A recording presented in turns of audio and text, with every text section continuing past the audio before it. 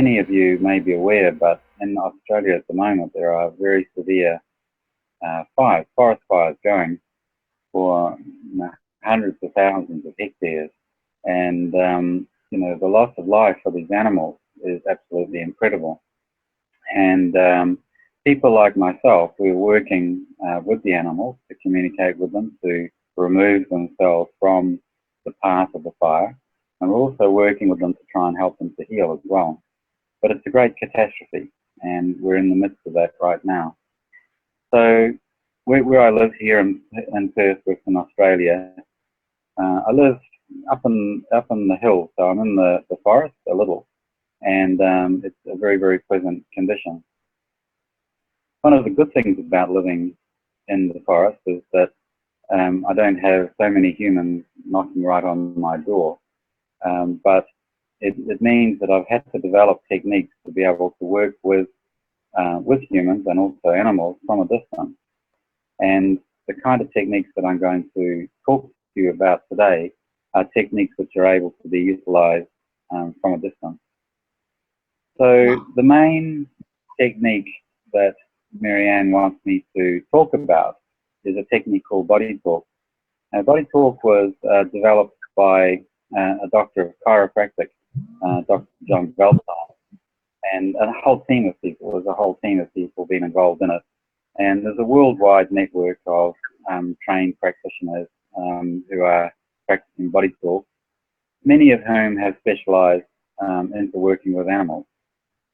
The technique fundamentally operates by inquiring from the animal or a human as to what is not working, what's communicating, what's not connected, what's happening with different organs, with different tissues, with different energy systems, with different subtle energy systems, and then to suggest to the human or to the animal that a different outcome is possible if some new communication was set up, if some new cooperation and new collaboration was possible within the tissues of the body, within the psychology of the body, within the various energy systems, the subtle energy systems of the body.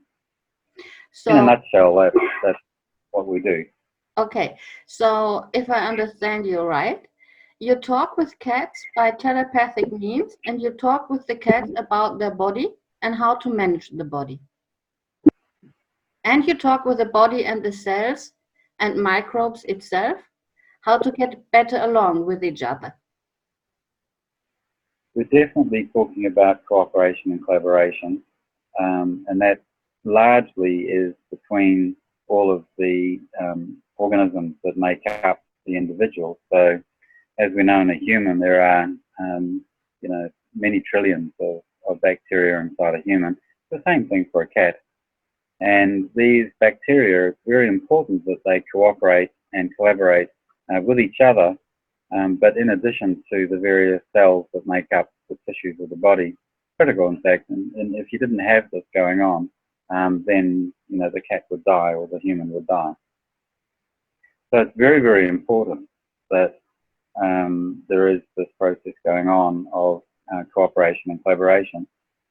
But even before we look at that, we need to look at the cooperation and collaboration within the different aspects of the cat. And I have to say to our listeners that Marianne and I have had some fantastic time working with all of her cats, and we're looking at the communication systems that are going on between all the different parts of an individual cat. And then we start working with the communication issues that are going on between the cats.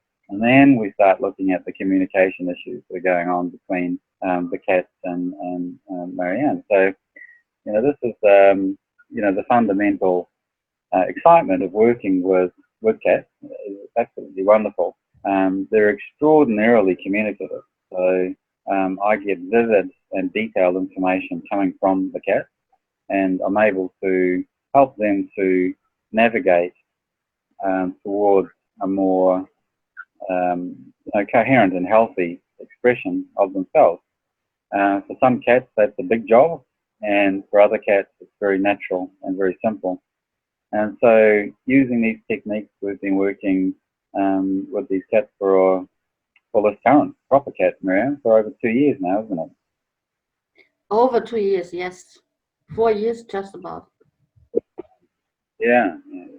So, well, of course, I mean the ones that are in Greece. So, Oh, in Greece, 2 years, yes.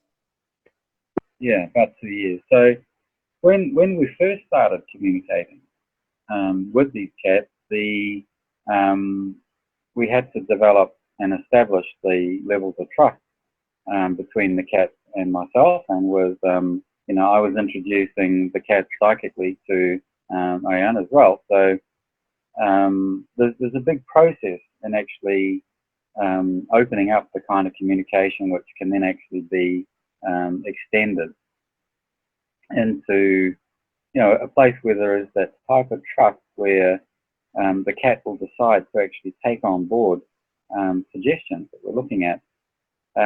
But if I go back 2 years, if I think about these cats and look back 2 years, they're all strays. So these cats are coming from the wild, and they've all suffered trauma. So there's trauma in their life, and we've had to gain their trust, have them understand that that Mariana can actually be trusted, and that she will look after them and has their interests actually foremost. So we have to work with that. We have to communicate this with them, and this takes some time. So I remember one of your cats, Mariana, was Moses. And he was a very vicious, very crazy cat. Very, very crazy cat. Really crazy tomcat, yes. But we worked with him over and over and over again. And over a period of time, he came to really trust and really understand me. And when I would talk to him about the opportunities to cooperate and collaborate with the other cats within the family and Mariana's actual family, he began to get it. And now he's a leader. He's a leader within the group. And at one time, Mariana was throwing up her hands and saying it's impossible. There's no way that Moses can fit in. So this is an example of what can be done. And it's all about building trust between the humans involved in the equation, and the humans in this case would be, largely Mariana. Obviously, she's there every day feeding them and looking after them, taking them to the vet, and so on. But somebody like myself, who's a specialist and comes in and works with this communication, then they really need to develop that trust. And the exciting thing for me for working with these cats, and it's been absolutely spectacular. Here I am, I'm in Perth, Western Australia. I'm a long, long way away from Greece. And yet I'm able to communicate clearly and concisely with each of these cats and have them understand, complicated human level, distinctions and psychological reasoning. We can have conversations around the psychology and why one cat might be feeling that it needs to predate another one, and these things. We can talk to them, and there's a remarkable outcome comes from it. And as a practitioner myself, I get to have a learning every day. So every time I'm working with them, every time I'm talking with them, I'm learning more myself. There's more and more feedback coming to me as well. So, Mariana, I'm talking too fast and I'm using too many big words. I hope that this is making sense. No, it's absolutely okay. I just wanted to stick to the example of Moses. When I first met Moses, he was about 4 years old. He was the regional tomcat. He was used to kill any other male cat around. And I moved to that area having 2 young male cats aged about 7 months. Remember, Leon and Angelo. And Moses constantly wanted to kill them. And we warned Leon and Angelo. We taught them how to climb up the trees and get out of Moses' way. And we constantly talked with Moses about having peace on the property, and therefore he gets food. And each day he came for eating till I had enough trust so that I could take him to the vet where he was neutralized. And after that, I can remember you worked with him for the drop of the hormone level so that he could fit in better into the family. But he still was on high hormones for about 6 weeks, 8 weeks. And the little boys had a lot of problems with Moses. And then 2 months later, he really asked for moving into the house and into the family. And I remember that famous night when he first time slept in the house and he came into the bed and he did put his head into my hand and started purring like a baby. That was amazing. That was an expression of trust I never had seen in a cat before. So I had many cats all my life. Well, I can further add to that remarkable story. The story of Moses is absolutely amazing. But I can add to that story that I came to visit the cats, and because the cats live with Mariana, I got to visit Mariana as well. But you know, you would think my human body is a complete stranger to these cats, and yet Mariana, when I arrived there, they all knew who I was. Yeah. They all came up to me. They wanted to come and sleep in the bed with me instantly. And these are all cats that are from the wild. Every one of them is a cat from the wild. And they knew me because I had been doing this consciousness work with them. So there's a deep connection, a deep understanding, a deep trust. I would venture that there is love occurring between, you know, the animals and you know, these particular humans, myself included, who are around them. And you know, like it guarantees what's happening. Like it completely guarantees when you actually see and experience it. When you experience that, amazing. It's a gift. It's absolutely a gift to be able to work with animals in this way. Yes, and I just stick with Moses as an example.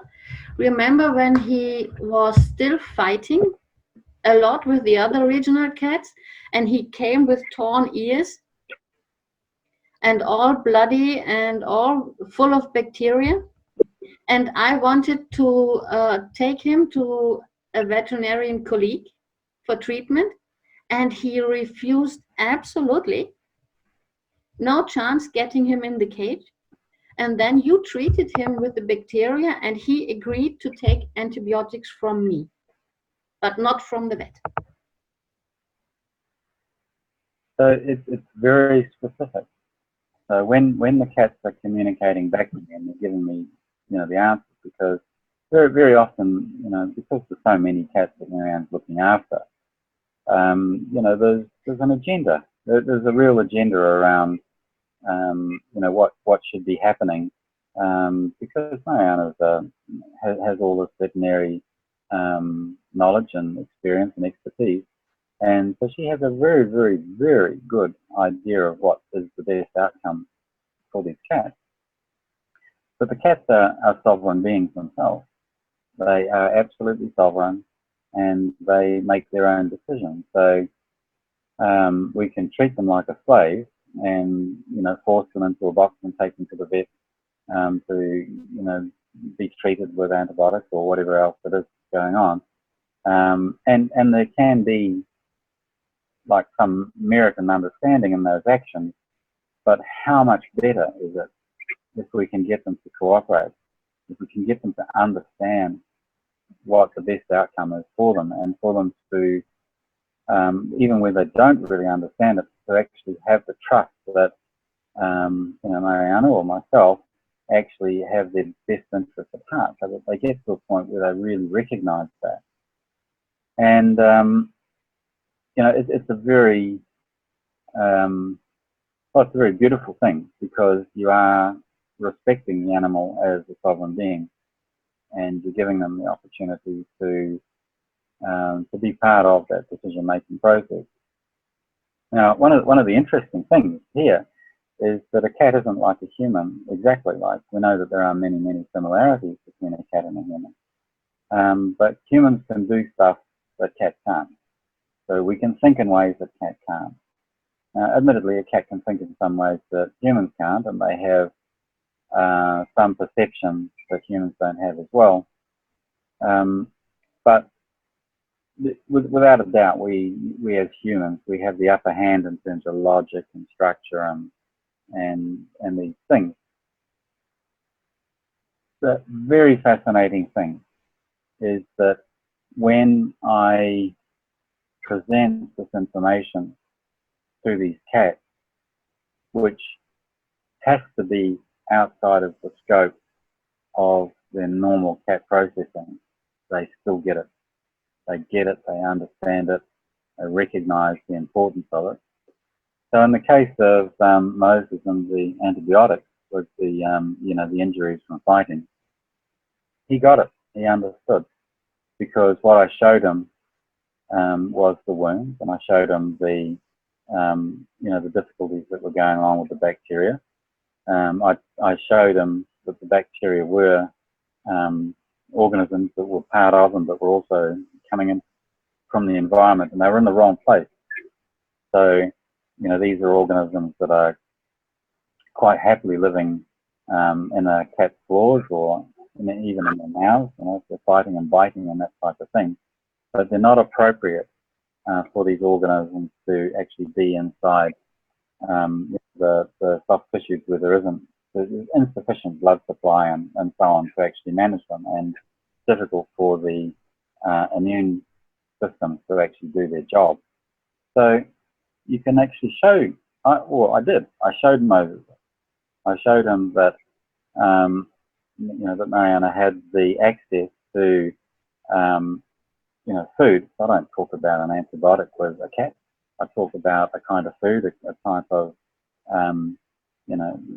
because that's a context that they get, but it's a very specific one which actually helps to actually manage these things that are in the wrong place.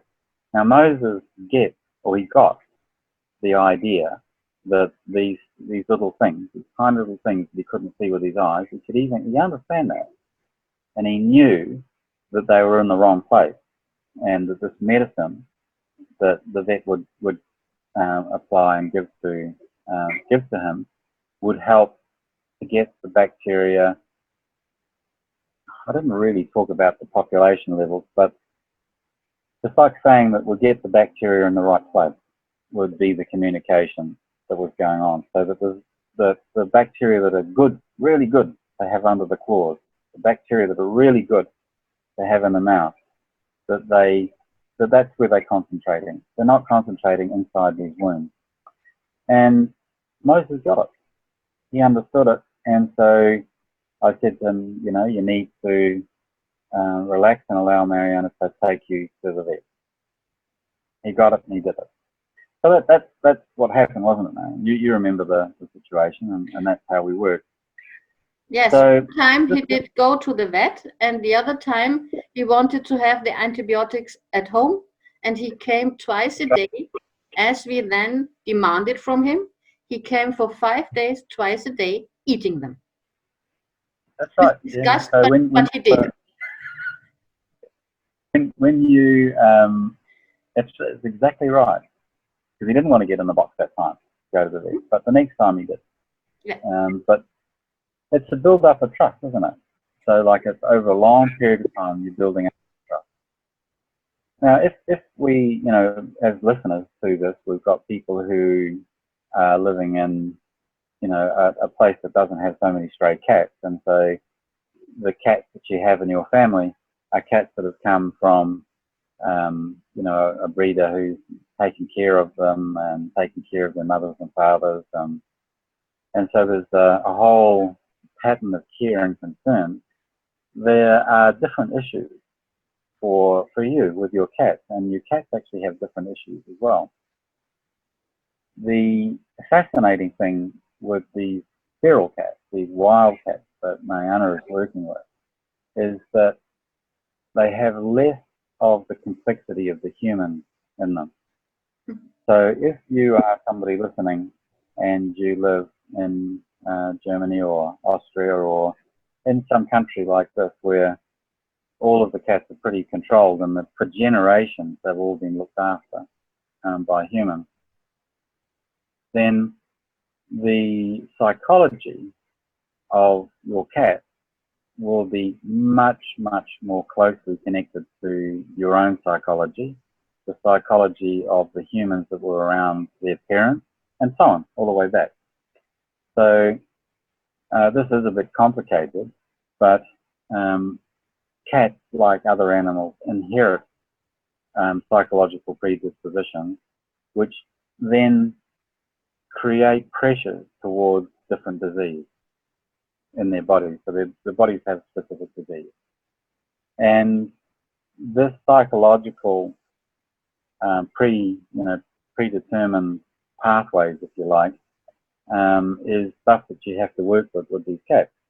Now, if we think about Moses and the other cats who are living with Mariana at the moment, by and large, they don't have this complexity of what we would call, in the medical terms, we'd call it epigenetics. They don't have as much of all of that going on. And so the approach is so much more around just gaining cooperation and understanding that they can cooperate and collaborate. There's many curious things, and one of the curious things is when you're working with, say, a cat who comes from generation after generation after generation of cats who have been well looked after, is that they face different kinds of trauma. Yeah. So they face the trauma of the psychology of the humans that they're associated with. And so the disease structures that they are responding to are very much related to the disease structures that the humans would be relating to as well. So there's more commonalities. If we're working, with this kind of remote psychic body talk consciousness, approach to working with these animals, then the treatments become more and more and more human-like, because the psychology of the cats are becoming more and more human-like. Doesn't make it any harder, just makes it different. And working with your cat, Mariana, is it's been a joy because they have this feral nature about them. And of course, when I'm working with these wild animals that are living in the forest here in Australia with the fires going at the moment, they are completely wild. Like, they have no psychological connection to humans at all. So today I've been working with some snakes, and snakes are different, obviously. Lots of different ways, they're very different. But these are snakes that have been caught up in these fires and they're terribly injured. And so we're able to provide all kinds of support to them for their self-healing, for their healing of their injuries from these fires. But I talk about them because they're totally different to these feral cats, and which are again completely different to cats that have lived with humans for generations. So I'll stop talking because I know I'm talking too much. I already talked with Magdalini, another speaker, about how different Greek cats are from the Northern European cats. A Northern European cat, when you show that cat a cat door, they just know what it is. A Greek cat takes months to realize what a cat door is, because they don't have ancestors that already knew about cat doors. On the other hand, my cats had a lot of fun seeing that here in our new property, there are snakes around. And we know they are very poisonous vipers. But the cats had fun, and the vipers were in absolutely panic. seeing the cats. In Northern Europe, you would not be able to imagine that. The cats lost that knowledge, how to deal with snakes, because there are not that many anymore. And they are used to live in gardens and in houses. They know about cars. They know how to manage a car and a street, if they are lucky. I saw actually cats looking left and right and left and walking over the street. Just as pupils do, or a normal human would do. But let's get back to another story, the story of Juno. You remember when I was in Austria and was on my way back from Austria to Greece, and I was on the ferry, and suddenly I had an image of baby Juno, and I saw him just as a warrior, dressed as a warrior, telling me it's all about honor. And a few hours later, I did get a phone call from the pet sitter here that baby Juno was gone, that she didn't see him for 2 days. And I came home, no baby Juno for 1 week, for the second week. And I really got very troubled myself. And you talked to Juno. Can you just tell something about that? Well, I can say as a general story that these feral cats are very prone to going for a long walk. They go for a long hunt. But baby Juno was a different category, really, is that in a way he felt that his honor was associated with the fact that he had to be independent. So he'd been a baby there with you, but he came from a long line of warriors, of cats who existed in the wild on their own for many, many generations. And so his honor was associated with being able to look after himself. Now, he absolutely loved being there with you. And when I talked to him, I found him immediately. So I reached out to him and I found him immediately. And I could tell that he was okay, but he was struggling. He was struggling to, get enough food. He's hunting. Very difficult to hunt and get as much food as you can get from Mariana. So like the food is beautifully nutritional and balanced and so on that they've been getting when they're back at the house at the sanctuary. But when he's out on his long hunt and he's wandering and he's deciding to become a big adult cat, he's up against it. And to get sufficient nutrition to come anywhere near the nutrition that he was getting back at home, very difficult. But he's very persistent about this. He knew that he needed to follow this path to find honor. Anyway, over the days, it stretched on for a long time, and we followed him with his journey, and we could tell basically where he was. The navigational directions from where the sanctuary is, where Mariana's house is, and we could identify how many kilometers he was at any time away, and we could show him over and over the direction to come back should he choose to do so. But we recognized that he was a sovereign individual, and probably me more than you, Mariana. Like you would always say, send them home, send them home. I want him to come home.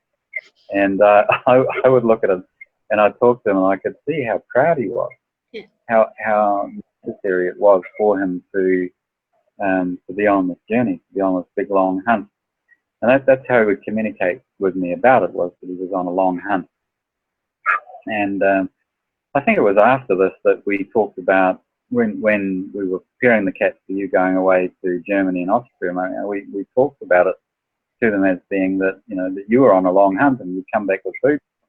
Yeah. And they really get it. They got this idea. So anyway, baby Juno eventually, you know, decided that he had, you know, done enough to, you know, to prove himself in terms of, you know, being a sovereign individual, and that he was a proud warrior. And he came home, and he was pretty skinny, from what I remember. Very but skinny. you know, but he's a great cat, and you know, he's so happy to be there, and so on. So, you know, that might sound all very strange, you know, because if you're sitting there in Germany or Austria and you're thinking, well, you know, Neil's giving this information about where to go and find the cat. Why wouldn't he go and catch them and bring them home? But what would that do? How would that help the cat on its own individual journey? No, that Juno would have needed to been be. impossible. Juno would have been very sad if I would have gone into the forest and tried to catch him. That's right. It was And you would have about taken honor. It was about honor. And to deprive him of honor, what would that be for a warrior? Yeah. You're taking away all meaning for him to do that, and what it means for him to be Juno. So, you know, this is the beautiful thing with this type of communication. And, you know, you could ask the question, well, what's this got to do with healing cats? Well, what were we doing? We were healing Juno, and the need for him to find his journey, and for him to actually understand that he had a family to come home to, and that he could prove himself. And, you know, having found his way back, that there is, you know, so much meaning in his existence to be there. And if I think about how he fits in with all of the other cats now, he has an important role. It's second to none. He found his place. All his intestine trouble is healed. He knows what he wants to eat. He knows when he wants to go out. He knows when he wants to be here with me and having cuddles. He's a very sovereign being now.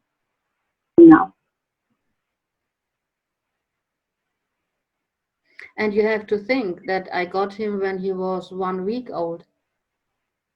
So he didn't have proper training from a cat family or from a mother cat. So once again, and you'd look at the case of Juno and you would say, well, he's been domesticated all his life. From the age of 1 week, he's been domesticated. But that ignores totally all of the generational experience, which is immense. The generational experience is immense. And what we learned from Moses is that you cannot really tame a cat. A cat makes the decision to be tamed.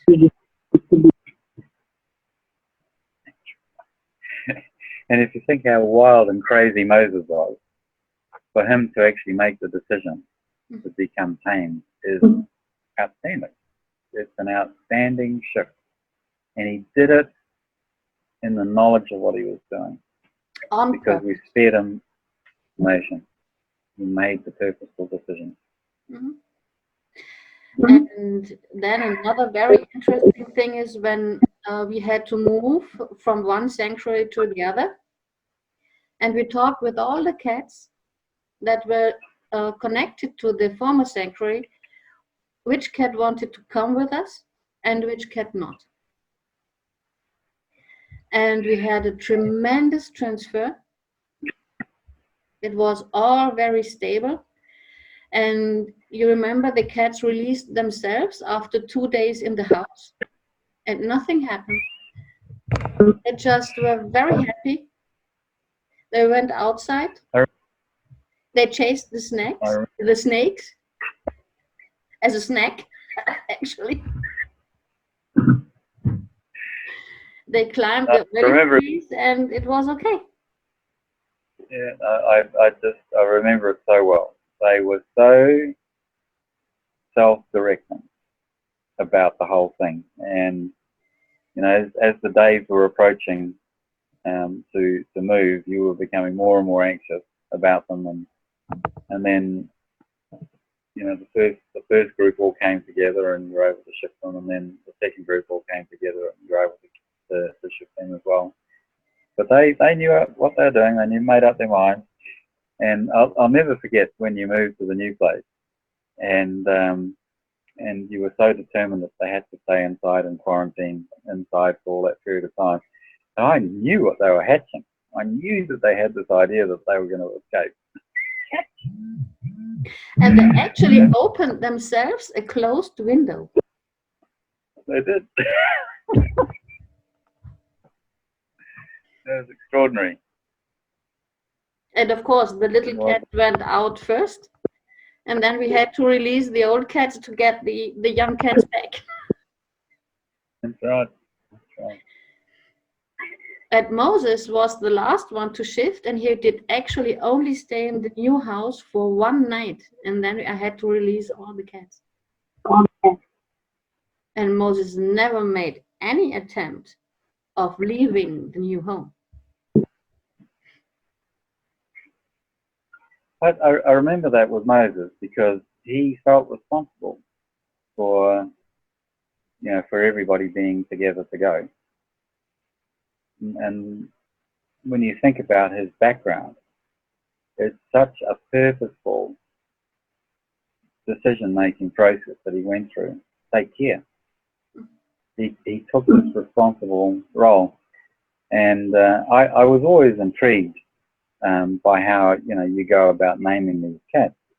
And I remember talking to you about that, you know, we were working with Moses and explaining that they were going for a walk in the desert, and they were going to a promised land, they were going to a new place, and that this was his name. His name was Moses, and this was the thing that Moses did.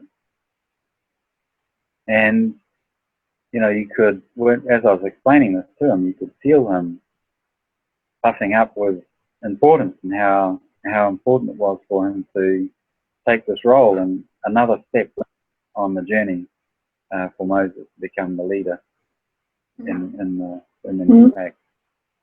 You remember this, I'm sure. Yeah. But it was really interesting. So once again, like, we might sound as though we are moving a long way away from healing work, you know, so actually healing with the cat.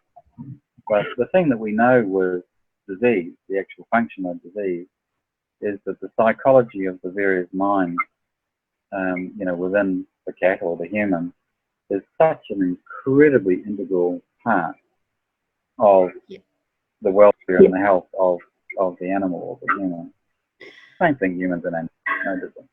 Yes, and one thing that I can add as a former vet is that if you go against the instinct of a cat, that cat is going to be ill sooner or later. This is, in my personal opinion, this is when you have cats in the house and you never let them out, and they cannot go on their hunting instincts. They sooner or later will get kidney diseases. In my opinion, this is due to going to override the instincts of a cat by a human decision, which a cat would not share. So there's some bridges which are too far, and to force a cat to completely give up the cat nature of being a hunter is not only cruel, but it will lead to disease. I completely agree with you. It will lead to disease. And there's many other things as well. So forcing a cat to, you know, to not be awake and busy at night time will lead to disease. It's a natural thing for a cat to do. Yeah. They have to be up and about at night time. It's completely natural to, you know, the functioning of their rhythms within their body. And so there's a whole range of diseases that will immediately flow on from the human decision to restrain a cat in that way. Mm. It's a big problem. And there's a whole range of diseases that flow on from that. And what you're touching on there before is incredibly important in this kind of treatment work as well, is that you have to be recognizing, you know, these functioning aspects of the various parts of the body. So if you're looking at the intelligence of the kidneys, or you're looking at the intelligence of the liver, or any of these brains that we've been talking about, you have to recognize that the cats need to actually be able to allow complete open and honest communication with all of these different parts. And the humans will bring in crazy ideas which will limit all of this. So when we see disease turning up, so if I get a you know, a message with somebody to do some work with a pet, you know, with a cat or a dog and an elephant for that matter, then, you know, we immediately get into a communication with them and find out, you know, which aspects are not in communication, so that they can actually be, you know, get back into a natural state. So it's a matter of, you know, making those suggestions to the animal. And obviously, you know, when a human is restraining an animal in some way which is unnatural, or if they have particular emotional construct going on at home. So if you think about, you know, modern families in, you know, in the Western world, we have so much stress going on in our families, and, you know, very often there's disruption going on between partners or children, or, you know, outside members of families and so on. And the cats wear all of it. They wear every single piece of it. Yeah. And so the disease expresses itself. We have to work with the cats firstly for them to understand the psychological or emotional experience that they are sharing in the family. Like, what's going on in the house? So we have to actually explain that to the cat. And incredibly, you know, like most people would say incredibly, but for me it's natural, the cats get it. They know that their job is to actually be an honest broker, you know, in the family, and they know that, you know, the two adults, you know, whether they be a man and a woman, or whatever, you know, the arrangement is in the household, they know that they are the honest broker. And cats to a certain extent, but dogs in particular, elect to actually take on the suffering of the human. Yeah. And so we end up in a situation where we're having to work with the cats to actually release the effect of this emotional trauma from, you know, from their body. And so we work with them around that. And I'm always completely open to humans as well. So, you know, I'll explain to them exactly what's going on. And then we work with the humans to help them to release and to be able to get some reconciliation between them as well. Yes. Do you have an example for that? Remember when I was still married to Karl, my ex-husband, how often Rumi, the chief cat of that time, did complain to you that he cannot stand the quarrels anymore, and that there has to be a decision because he can't take it any longer. Yeah, it was totally overwhelming for Rumi. That's exactly right.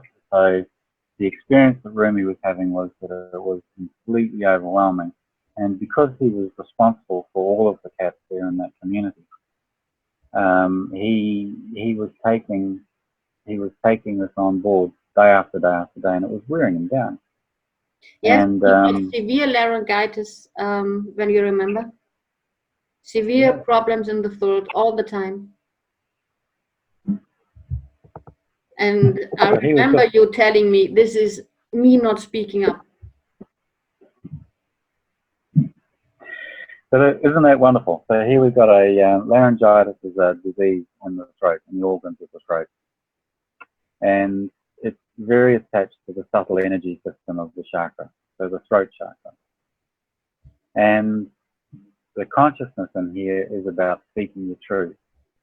And Rumi, what a wonderful name, you know, to use the philosopher's you know, the name of the philosopher, who was an expert at speaking truth. So he was wonderful within that framework of that Sufi tradition, at able to speak his truth, even in amongst all of the hostility of, you know, the other religious constructs there.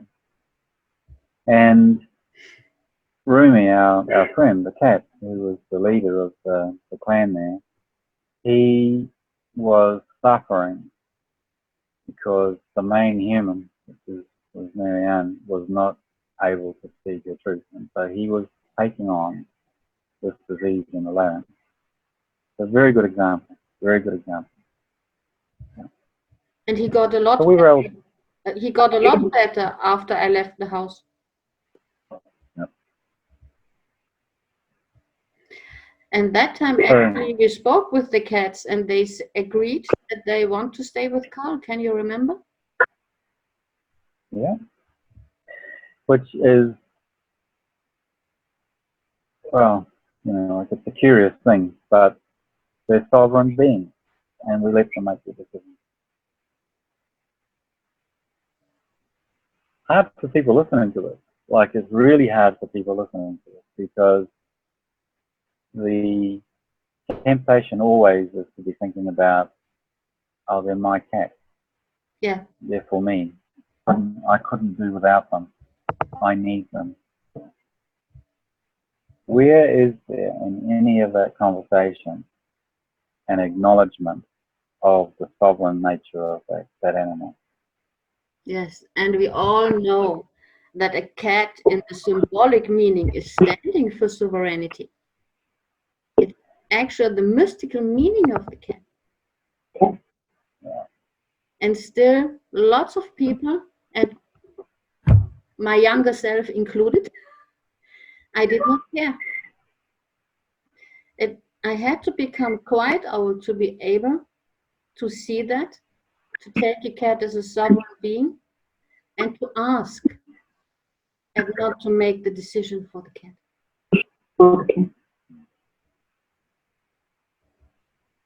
Well, it's wonderful, you know, now that we've got all those shifts and changes going on, because, you know, you're able to actually have a relationship with the cat where there's so much respect in there, and when anything needs to be decided, we ask the question. Yeah. Is this okay? And the interesting thing is, when I came to Greece, I did not adopt a single cat. Every cat that I have in the house came on its own terms and own decision into the house. They adopted me.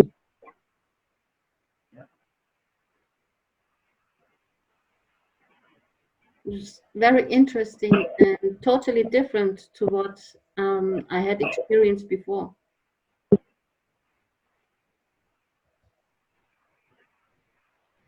Yeah.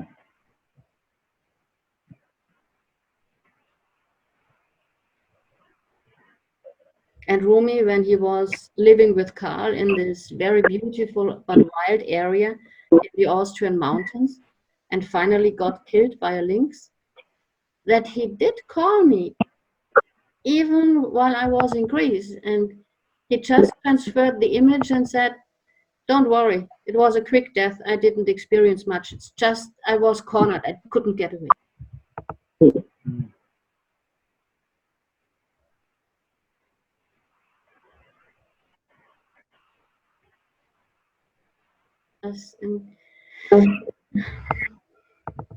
It's so interesting and such a different experience to take a cat as a sovereign being and try to look them really into the eye. Well, you know, Marianne, we've had these conversations for many years, and this principle begins with actually treating humans in this way. And, you know, you would think that it was natural to treat a human as a sovereign being. Not the case. Our governments do not treat us as sovereign human beings. In families, we do not treat the children as sovereign human beings. as partners. We do not treat each other as sovereign human beings. We all want to control everybody else. And so this work that we're doing here with the cats really began with work that we're doing with humans, because it's the same thing. That respect for the individual, taking the violence out of it. I remember 4 or 5 years ago, you and I having conversations around non-violence, and this notion of that I own a cat, or it's my husband. Now, this is my husband. It's very violent. Very violent concept. Yeah. And the humans develop disease as a result, and so do the cats. So the disease is merely an expression of all of these things. It's the expression of their experience in life. Just the body showing us what's been happening, what's going on. And so we work with it, we work with what's going on, and then the body sorts itself out. Yes.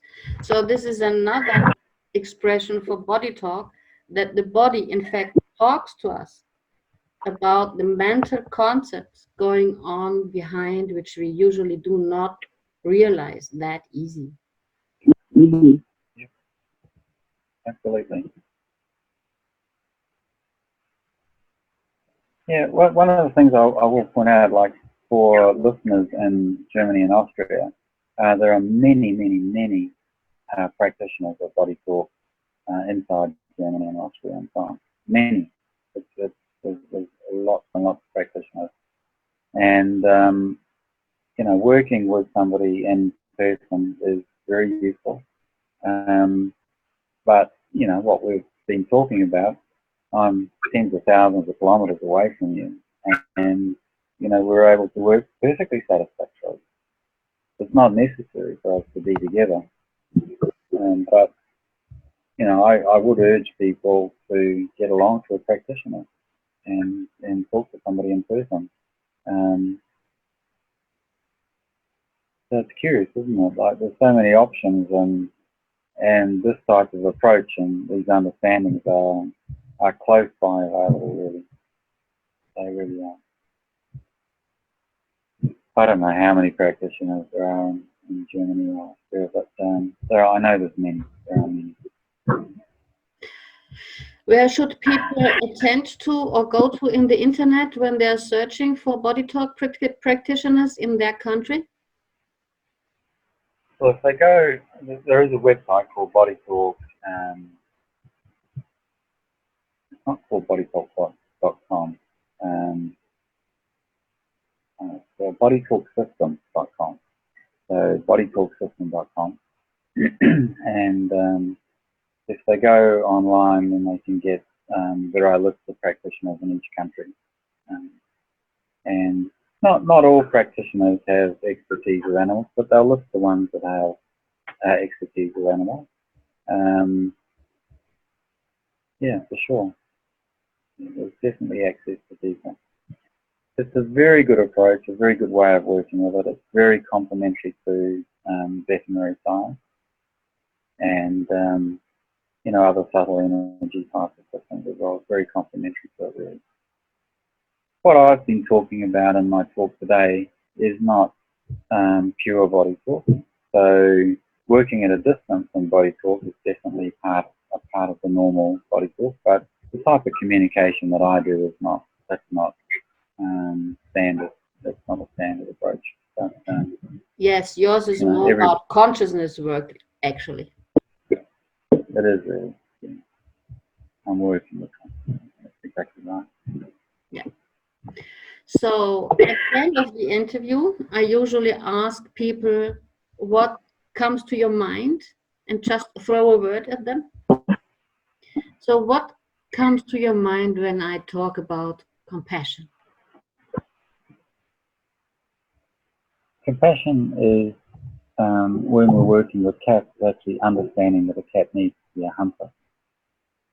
So, like the exercise of hunting, where one animal takes the life of another animal, seems very cruel, seems very violent, seems to be lacking in compassion. And if you look at a cat catching a mouse or a bird, you can't identify something along the lines of what humans would think of as compassion. But the way a cat actually approaches it and the process that's going on in the hunt, they need to practice, they need to rehearse what they're doing, and so they'll release an animal and then catch it again. It seems cruel to humans, but it's not without compassion. It's not without understanding. It's not without a connection to life in general. So when we're looking at cats and we're looking at compassion, we have to move out of our emotional construct around what it means to be compassionate. That would be my first answer to you. Yes, I can add from Tuna. They are warriors, and it's all about honor. That's right. Yes. But there's compassion in being a warrior too. Yeah. Life. Yeah. What comes to your mind when I throw the word life at you? Well, the first thing that pops into my mind is the notion that we respect it. So this whole business around understanding that an animal is sovereign means that we attribute an importance to a life, to an individual.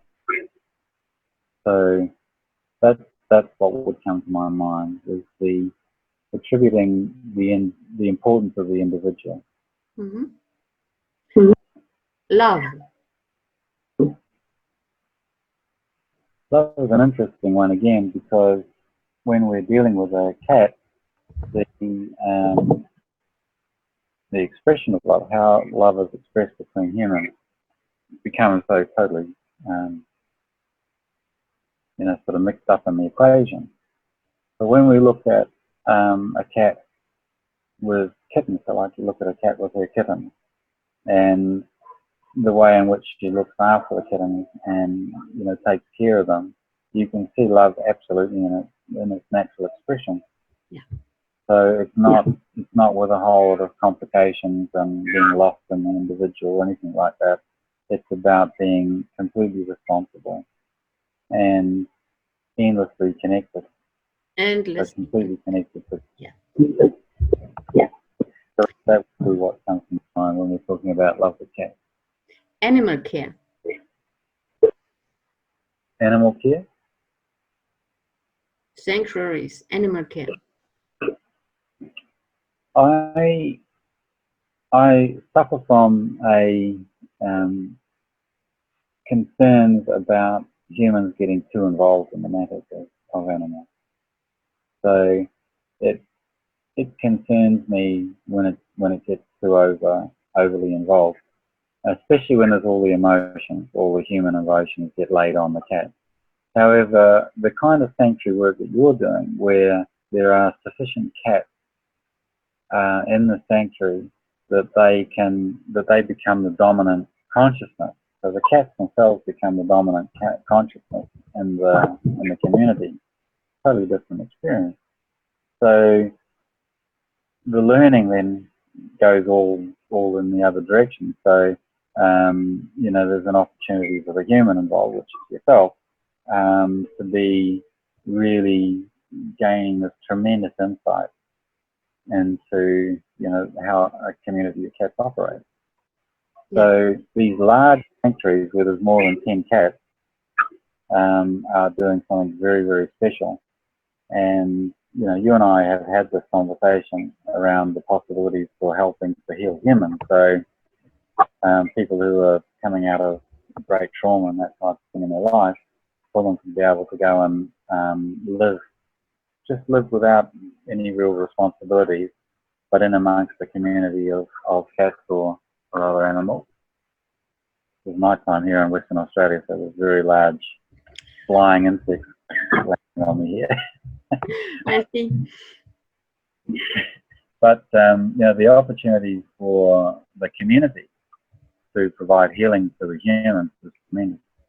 Yeah. So that would be another aspect of the sanctuary work. I'm very excited about. I'm very excited about the idea of having these islands with these communities of animals, whether it be cats and dogs or just cats, all together, and the odd human sprinkled into some healing that is wonderful. Yes, a human being healed by cats. This is how a sanctuary should be. And the last word obviously is cat. I grew up with cats as a small child, and my earliest memories, some of the most earliest memories, were of my cat Didi, or Didier, French name, and it was as a tiny little toddler, so just not only just walking, but just curled up and cuddled up with Didier. And so cats to me mean that friendship, unconditional friendship that I experienced as a 1-year-old, a tiny little child. I can remember it very, very well. And I named this cat Didier, and everybody didn't understand why I was using this French name. I was born in New Zealand, an English-speaking country, and there's nobody called Didier in the community there, but I was certain that this cat was named Didier. And as I grew older, I did regression work and that type of thing, and I found that my name in a past life was Didier, and so this little cat was me. Oh, I see. Thank you very much for that interview, Neil. Is there any last words you want to say to the community and to our listeners? Absolutely. Look, just have absolute fun on this Congress. It's going to be wonderful. I know that you've got fabulous speakers, who are going to be there, and there's such a diversity of information, and just absolutely have fun, and have fun in your lives with your and understand what you can learn from them, and how you can go forward in the psychology and the relationship that you have with the humans in your life and with animals as well. Just have fun, enjoy it. Thank you very much, Neil. I enjoyed our talking very, very much, and I hope so did the listeners. I'm sending my greetings back to Perth on the other side of the planet. From the telepathische. Okay, till next time. Okay, bye-bye. Bye-bye.